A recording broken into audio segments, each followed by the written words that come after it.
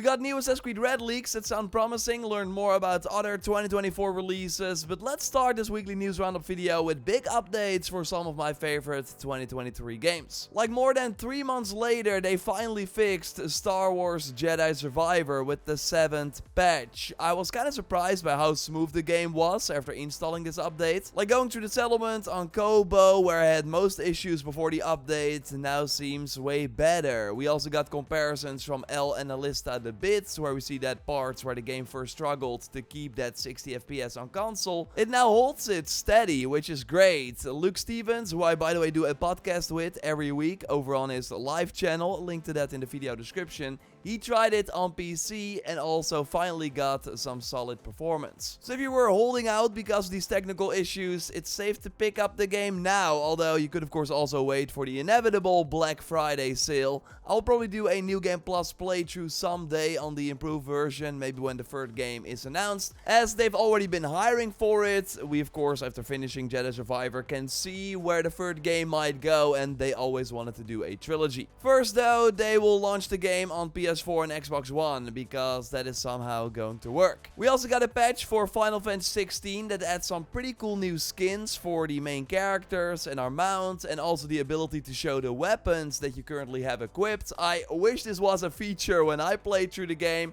because it kind of seems logical. Luckily, we also learned that there will be 2 paid DLCs coming, so I will luckily be able to use that feature then. No extra info on these expansions though, and the PC version that is also coming, but they hope to be able to give you more info on both the DLC and the PC version before the end of the year. I will of course keep you posted here. I'm at least down for more Final Fantasy 16 and would not be surprised if this includes the icon Leviathan that was already kinda teased, but that we did not see in the game. And I always say it when I talk about Final Fantasy 16, but if you own a PS5, just play through that 2-hour free demo if you haven't already. Like, this game is amazing, and you might be convinced after playing that demo. If you played the game already, let me know if you're interested in DLC in the comments down below. And before we talk about Assassin's Creed Red, real quick, Diablo 4 seems to be getting annual DLCs, so probably the Destiny model, where every year, would not be surprised if it's like around the anniversary of the game, so in June we will get a big story expansion. Like, I will probably only go back for those, as I really like the base game, but the seasons, like the upcoming season of Blood they announced at Gamescom, just doesn't look that appealing to me, and with many games coming out, I would rather not re-roll a completely new character every time. But yeah, if they launch a new story expansion every June, I will totally be down for that. Okay, time for the Assassin's Creed Red leaks and way more. Would be awesome if you could leave a like on the video to show your support for these Sunday videos, and subscribe because I post one of these news roundup videos also every Sunday. And real quick, if you missed it, I did a big video on everything I played at Gamescom 2023, including Assassin's Creed Jade, the mobile game, the Cyberpunk DLC, Prince of Persia. I'm leaving a link to that video in the video description. I think you will like it, so go check it out after this one. Now yes, Insider Gaming dropped a big bomb out of nowhere, as they have brand new Assassin's Creed Codename Red info, and Tom Henderson, who wrote the article, has been right many times, so let's get into it. Of course, to get you up to speed, this is the next RPG game for console and PC, made by the team that did Odyssey and Syndicate, but instead of what we saw in the 2 recent RPG games, where we have to choose between a male or female character, Red will be more like Syndicate, where we have 2 playable characters. So according to this leak, again take it with a grain of salt, although the source is trustworthy, the male character might be based on Yasuki or Yasuke. Of course, depends on how you want to pronounce it, and this is the first African samurai to serve in Japan in the late 1500s. So the main character might be based on that, which I think is a cool, interesting angle, and this would then be the brute and bone character with heavy weapons, similar to Jacob in Syndicate. While the female character in Codename Red is a shinobi, so a ninja that we probably saw in the teaser trailer, so will be more agile than the male character, similar to Evie. One thing seems to be clear though, according to Insider Gaming, both characters will have completely different traits and weapons to make them unique from one another. So they will really expand on what they did in Syndicate and make these characters way more different from the sounds of it, which I think is really interesting, and I said this before I think as well, but but it means that we have to find gear and make builds for 2 different characters instead of just focusing on one. Now, with this being the first next-gen only Assassin's Creed, we should expect big improvements over Valhalla and even Mirage. Ubisoft already talked about pushing it to have a more dynamic world and how they want to push our animation systems further to make the game feel more realistic than ever. Of course, we don't know these specifics, but every time I hear this, I always think of the improvements from Wildlands to Breakpoint and how Breakpoint, while of course many issues, still had some really cool like environmental and realistic improvements over the previous game. So inside the gaming notes that we will be able to use shadows to conceal ourselves as well as extinguish torches to stay in the dark. Pretty funny how Ubisoft already with Mirage is like bringing over the mark and execute feature from Splinter Cell with the Assassin's Focus. It seems like Red will take even more from the Splinter Cell series. But another new feature seems to be Destructible Environment, which will allow players to break anything that you could expect to break in real life with the tools they have.